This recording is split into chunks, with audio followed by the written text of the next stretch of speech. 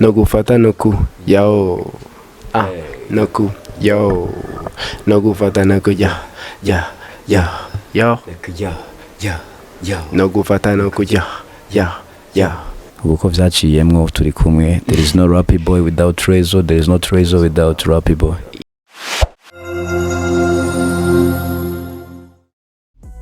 Kaze bakunzi ba K90 TV, kaze biganiro byacu. Kuno munsi turi kumwe na Dio nziza cyane igize imisi bikora bigashimwa n'iwacu mu Burundi.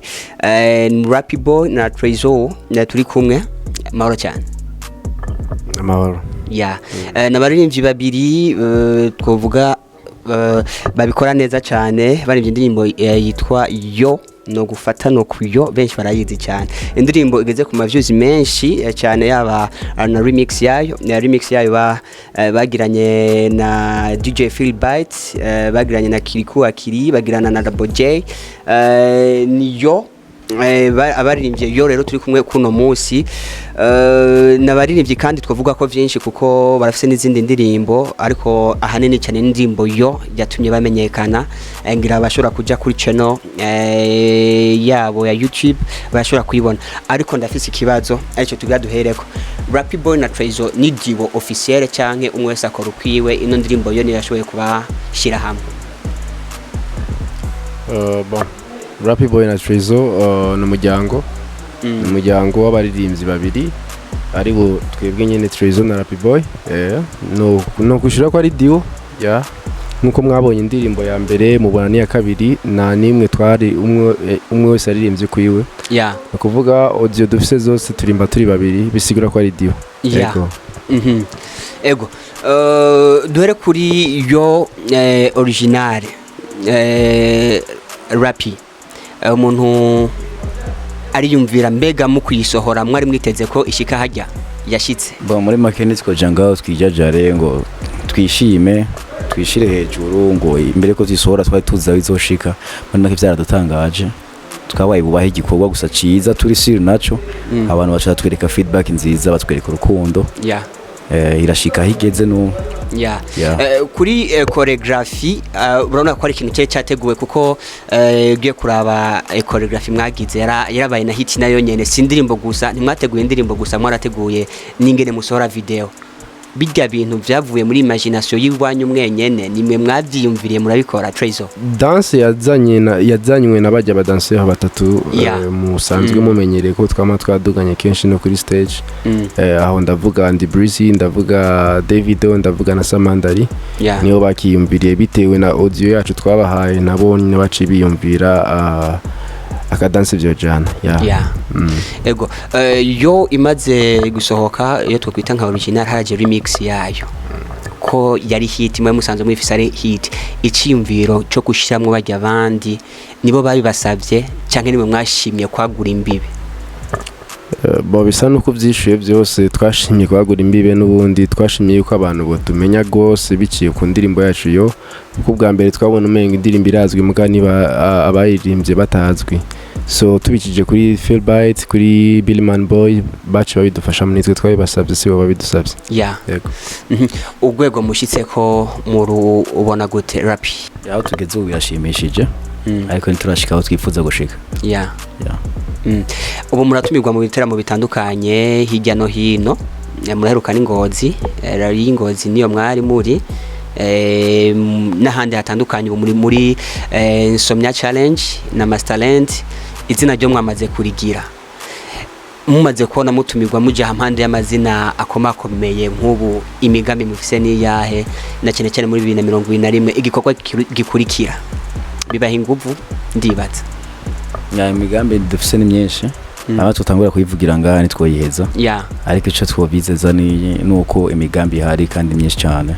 So tugiye kwicara turiko turakora, gutumigwa mu biteramo ni vyiza kandi biratera intege. Turipfuza yuko tuzokora turenze ku buryo naho hanze aho hakurya naho nyine badutumira tubateramisha. Ego.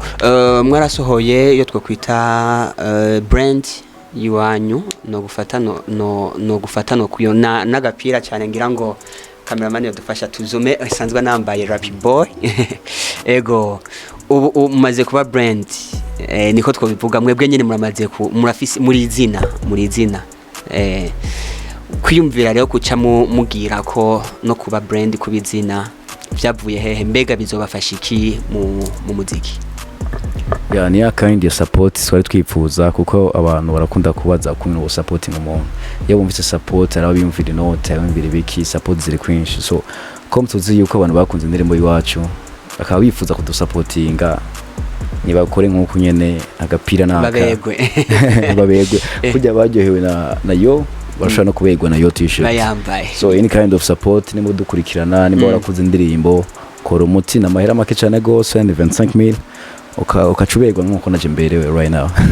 Yeah Trey Zo mutumigwa muri kuri departement muri finale mu bya basketball mwaje mwambaye ukuntu ibintu bitangaje mbega umuririmbyi afise inyambaro cyo dimufasha imbere yuko abantu bamenya mu muziki je nasanzwe ndi muri industry ya fashion ndi muri industry ya fashion namazimwo ubu ndiko naba imyaka nk'indwi ndi muri fashion so kuza gose tugaragara twambaye neza canke dufitana amasezerano hamwe n'abantu bakora mu bijanye na fashion novuga ko bitangoye cyane gose ko nanisanzwe ndi muri yo circuit so twifuza nuko no mu myaka iri imbere ahubwo byobandanya bimera neza gusumba kuko umuririmbyi agirwa ishusho agaragaza imbere y'abantu so muri iyo shusho naho haba harimo n'inyambaro so ugukorana hamwe n'aba designer canke abantu badandaza impuzu ni kimwe mu bintu byotuma umuziki wacu ugera kurusha kugaragara neza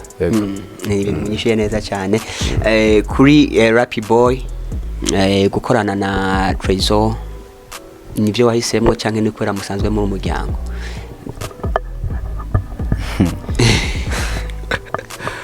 Trey yababwiye byose detail turavukana turi more than a group habaye kuza iciyumviro bwa mbere ko twokorana nandi mbere ko dukorana na Trey Zo umwe wese arikorana ivyiwe so haci twicara rero turiyumvira ukuntu twokorana twoja hamwe uko vyaciyemwo turi kumwe. There is no Rappy Boy without Trey Zo, there is no Trey Zo without Rappy Boy.